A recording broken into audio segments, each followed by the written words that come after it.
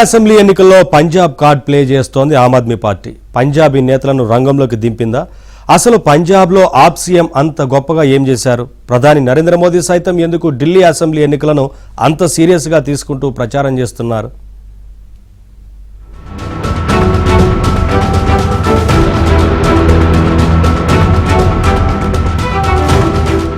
వచ్చే నెల 5వ తేదీన ఢిల్లీలో జరగబోయే ఎన్నికల కోసం హోరాహోరీగా ప్రచారం జరుగుతోంది. ప్రధాని నరేంద్ర మోదీ, అరవింద్ కేజ్రీవాల్, రాహుల్ గాంధీ లాంటి వారు తమ పార్టీలను గెలిపించుకునేందుకు చెమటోడిస్తున్నారు. 3 పార్టీలు ఇప్పటికే ఓటర్లను ఆకట్టుకోవడానికి భారీగా హామీలు గుప్పించాయి.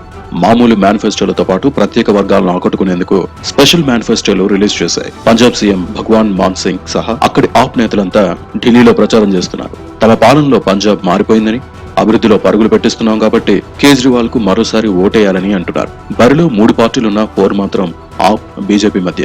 కేజ్రీవాల్ ముందుగానే ఎన్నికల బరిలోకి దిగారు. బీజేపీ లక్ష్యంగా ఆప్ వ్యూహాలు రచిస్తోంది. మహిళలు, యువత, మధ్యతరగతి ఓటర్లను దక్కించుకోవడమే లక్ష్యంగా కేజ్రీవాల్ హామీలిచ్చారు.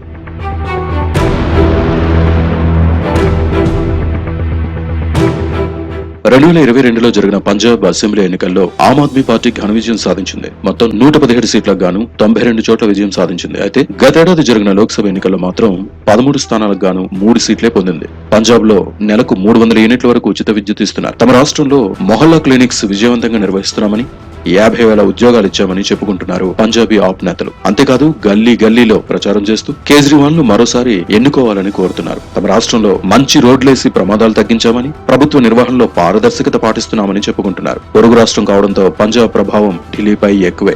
पिछले 10 साल में मैंने इन सभी क्षेत्रों में बहुत काम किया. अगले 5 साल में और अन्य क्षेत्रों में तो काम जारी रहेगा.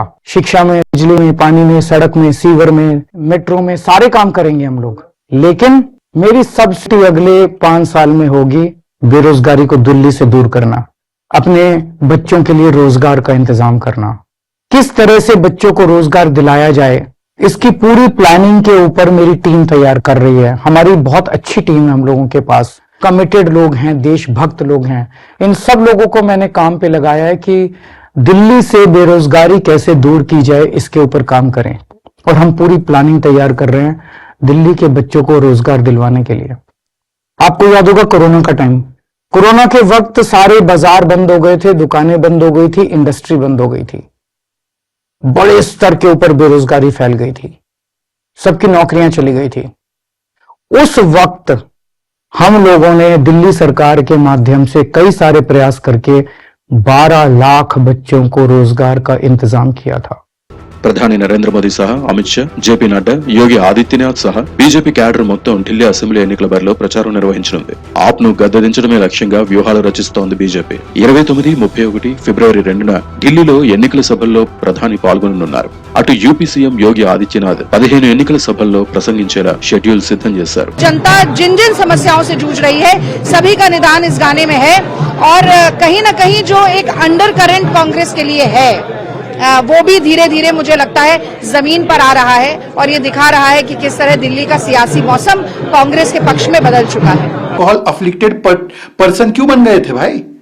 मैं व्यक्तिगत रूप से नहीं कह रहा हूं, मैं कह रहा हूं अल्कोहल अफेक्टेड पर्सनैलिटीज बन गए आप लोग और सारे एक साथ आ गए कि ये पैसा जो है शराब का, इसको हम यूज करेंगे. और अब 6 महीने बाद आप बोल रहे कि अल्कोहल अफेक्टेड पार्टी है, तो आप 6 महीने पहले क्यों नहीं समझ पाए?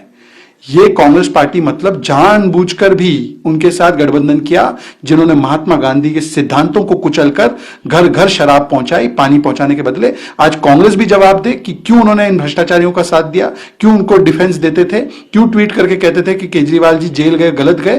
और आज आम आदमी पार्टी भी जवाब दे कि अब तो आपके ही पुराने साथी कह रहे हैं आपको alcohol affected party. Punjab success ను ఆప్ ప్రచారం చేస్తుండగా పంజాబ్ లో ఆ పార్టీ ఫెయిల్యూర్స్ ను హైలైట్ చేస్తోంది బీజేపీ. 22 పంటలకు కనీస మద్దతు ధరని ఇస్తామన్న హామీని ఆప్ ప్రభుత్వం నిలబెట్టుకోలేకపోయింది. 18 ఏళ్లు దాటిన మహిళలందరికీ ₹1000 పెన్షన్ ఇస్తామన్న ప్రకటనను ప్రభుత్వం వచ్చి 3 ఏళ్లైనా పంజాబ్ లో నెరవేర్చలేదు. డ్రగ్స్ రహిత రాష్ట్రంగా చేస్తామని ఆప్ చెప్పుకున్నా అది నెరవేరలేదు. ఉద్యోగులకు పాత పెన్షన్ విధానం తెస్తామని ప్రభుత్వం హామీ ఇచ్చినా ఆ పని చేయలేకపోయింది. ఇలాంటి వైఫల్యాలను బీజేపీ హైలైట్ చేస్తోంది.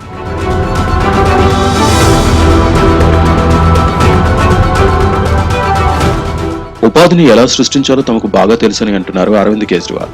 పంజాబ్ లో 50,000 ప్రభుత్వ ఉద్యోగాలు ఇవ్వడంతో పాటు ప్రైవేట్ రంగంలో 3 లక్షల ఉద్యోగాలు సృష్టించామని చెప్పుకుంటున్నారు. తాము అధికారంలోకి వస్తే ఢిల్లీలో అసలు నిరుద్యోగమే లేకుండా చేస్తామని అన్నారు కేజ్రీవాల్.